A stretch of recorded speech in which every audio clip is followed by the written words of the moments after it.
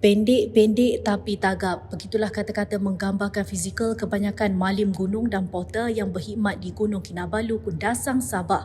Malim gunung yang menjadi jurupandu bagi pendaki manakala porter ditugaskan membawa barang tidak hanya melibatkan lelaki tetapi turut disertai wanita. Walaupun masing-masing tidak berbadan sasa, namun kudrat mereka luar biasa dan dengan hanya sekali nafas, walaupun barang seberat 100 kg boleh diangkat mendaki atau turun dari gunung berketinggian 4,095 meter. Gunung Kinabalu turut mempunyai malim gunung wanita dan melihat kepada fizikal kaum hawa itu adalah biasa apabila ada kalangan pendaki was-was sebelum akhirnya terpaksa akur dengan kemampuan wanita menjadi badang Kinabalu. Sebelum penubuhan pasukan mencari dan menyelamat Gunung Kinabalu Mosa, porter menggalas tanggungjawab mengangkat pendaki yang mengalami kecederaan.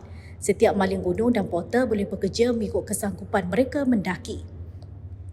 Seorang daripada 9 malim gunung wanita, Rasinah Raisin, 47 tahun berkata dia memulakan tugas sebagai porter sebelum menjadi malim gunung berlesen. Katanya kelebihan menjadi malim gunung wanita adalah dia boleh membantu memimpin pendaki wanita Muslim untuk turun di laluan yang memerlukan bantuan.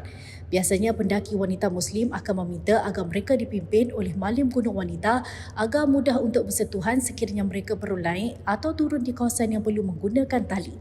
Rasinah berkata pendaki perlu mengetahui tahap kemampuan diri dan jangan paksa diri untuk mendaki sehingga ke puncak sekiranya mula pening akibat akut gunung. Jadi jika ada keupayaan mereka akan mendaki 2 kali dalam seminggu. Ia bergantung kepada jadual pendakian, malah ada antara malim gunung yang membawa pendaki 3 kali dalam tempoh seminggu. Kalau macam cabaran dia dari segi cara jalan tu penat dia, memanglah penat. Tapi kan orang kampung jadi biasa sudah angkat-angkat barang, jadi tidak juga berapa mencabar kira begitu. Mungkin kalau dari segi berat tuh Puan, apa barang paling berat yang Puan pernah angkat? Kalau paling berat setakat ini kami angkat genset 100 kilo. Itu angkat ramai-ramai kan atau Angkat dalam 2 orang begitu, 4 orang begitu. Yang tu bila tuh Puan? Itu dalam tahun berapa? Lepas PKP kah tuh? Kami kalau macam perempuan yang naik tidak sama dengan lelaki lah, tapi boleh juga lah. Apa yang diorang buat kami boleh buat sikit-sikit lah. Porter ni kau cuma berpeluang pergi Laban Rata sajalah. Kalau guide ni kau ada peluang untuk pergi puncak dan belajar lebih lagi tentang ni Gunung Kinabalu lah. Dari segi cabaran, apa cabaran yang kamu rasa sebagai mantan guide? Cabaran dia banyaklah cabaran.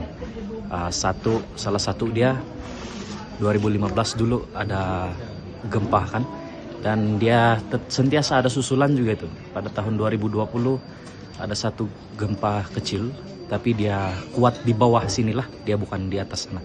Tapi boleh dengar dan boleh rasa, dan itu adalah gempa. So masa itu saya bawa pendaki, dan itu cabaran yang paling besar bagi saya lah, sebab ngam-ngam di kawasan yang runtuhan batu dan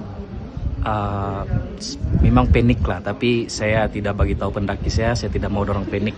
Saya buat macam biasa saja. Itu yang paling besar saya punya pengalaman lah di sini. Mula-mula kan kita tidak biasa dengan keadaan, kita tidak biasa dengan suasana begini sejuk. So cabaran dia pembiasaan lah. Angkat barang, ya, sejuk dia, berat perjalanan. Kalau dari segi berat tu sendiri, apa barang yang paling berat pernah kamu bawa?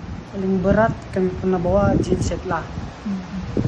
Yang itu pun ramai-ramai lah orang.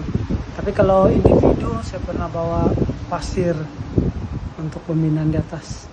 Berapa berat tuh masa itu? Dalam 68 68 kilo.